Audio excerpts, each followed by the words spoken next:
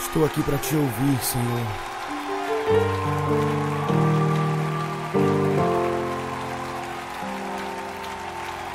Quero ouvir tua voz. As sandálias eu já tirei. A minha alma anseia por tua presença, mas que a terra seca anseia pela chuva.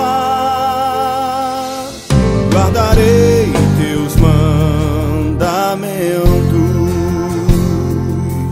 pois pra mim são mais preciosos do que ouro, prata ou qualquer riqueza. Pois tuas bênçãos virão e me alcançarão. Bendito eu serei, os meus celeiros transbordarão. Todos verão que sou chamado pelo nome do Senhor.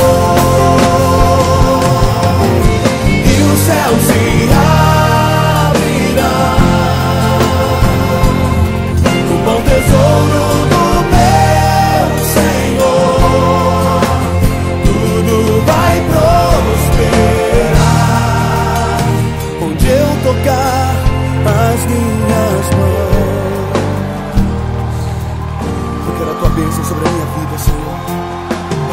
Eu guardarei os teus mandamentos, eu ouvirei a tua voz. Quero ouvir tua voz. As sandálias eu já tirei. A minha alma anseia por tua presença, mas que a terra seca anseia pela chuva. Guardarei